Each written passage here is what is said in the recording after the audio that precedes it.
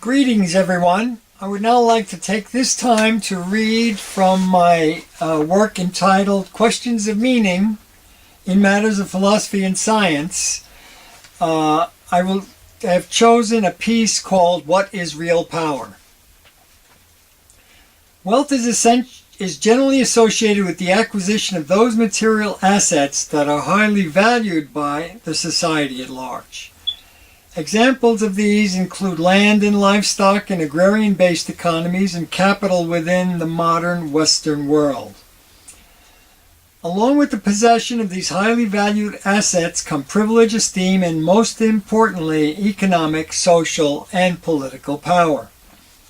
In extreme cases, extraordinary wealth seems to imbue upon the individual a sense of omnipotence, for nothing seems out of reach, and everything appears readily attainable. Within this context, this power brings with it a great deal of prestige and ability to manipulate and control the destiny of those of lower economic station who comprise the vast majority of individuals. This ability to shape the direction of the society at large is the essential characteristic of those who are regarded as belonging to that class that wields economic power. As a consequence, the rules of law and order of society are crafted in a way that provides the means by which the powerful retain their heightened position. Within this cultural environment, the idea of justice is manipulated so as to legitimize and institutionalize the class system. This essential conception regarding the nature of power is embraced by sovereignties, communities, and ultimately by individuals. Nations pursue their global economic interests by any means at their disposal, including the unabashed use of military might, with the ultimate aim of utilizing and accumulating wealth and therefore power. This has become the standard model through which nations measure their own success and standing in the world community. The route to power may vary, but the consequences remain the same: the ascension of the very few within the social order at the expense of the many. Within this social ethos, individuals have likewise been conditioned to assess their own personal development and success in life completely in analogous terms. Individuals tend to rate their own measure of success and standing within the community by the amount of wealth accumulated and the conspicuous display of such wealth. Conversely, a failure to enhance one's material wealth is taken as evidence of personal failure and by implication a measure of flawed personality. In modern parlance, such a person is often described as a loser.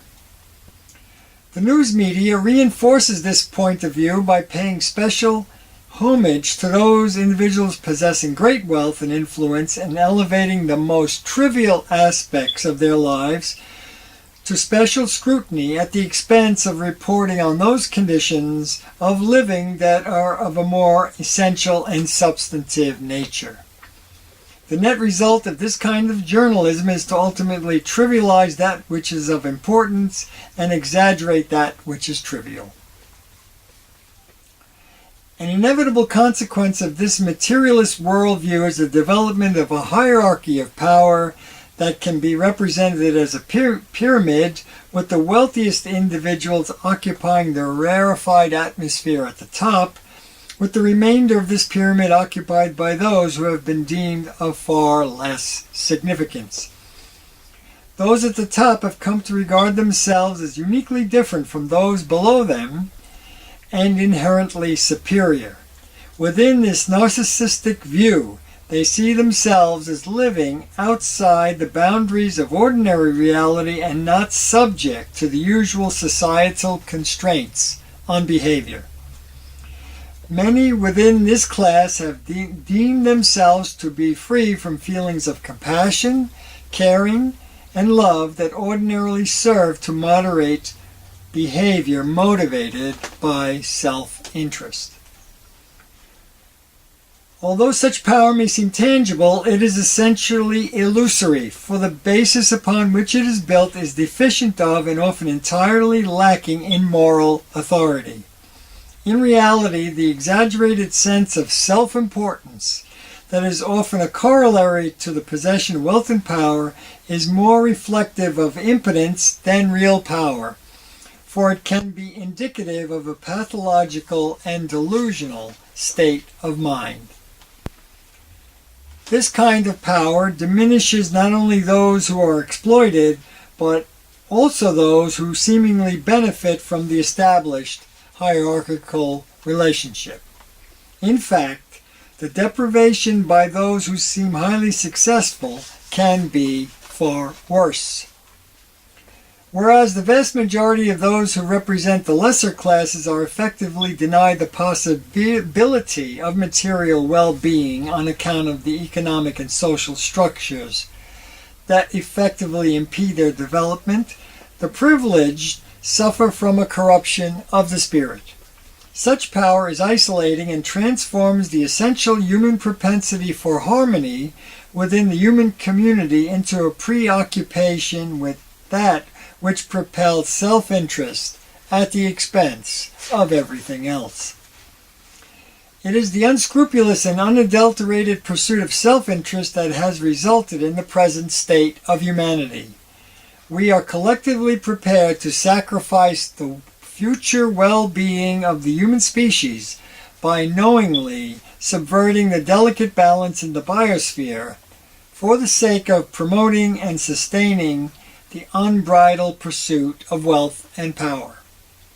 Herein lies the essential tragedy of modern existence, for it has created a world in which so many who serve the interests of the few suffer needlessly, and has shaped a future in which the entire species may be in jeopardy. The essence of real power does not lie within the domain of wealth or social status or the acquisition of material possessions. Real power cannot flow from the accumulation of material objects, no matter how masterfully and skillfully accomplished. Real power does not emanate from the barrel of a gun, no matter how big or how deadly it might be. Instead, it lies within a person genuinely at peace with him or herself. This peace flows from an understanding of the nature of reality that necessarily transcends the human condition.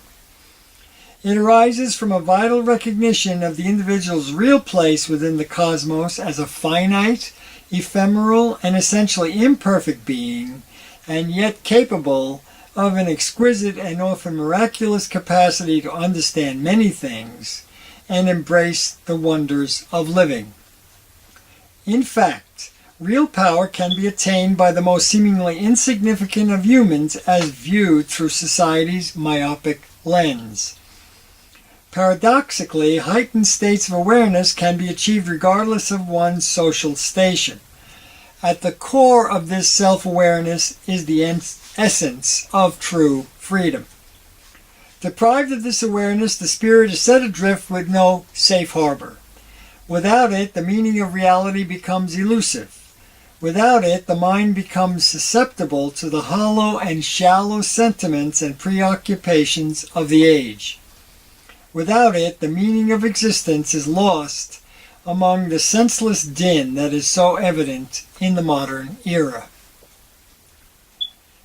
The individual exhibiting genuine power does so naturally through the ability to be present within the moment, to be essentially grounded in reality without the desire to redefine or reshape what is imminently evident to fit a self-generated image of what reality should be.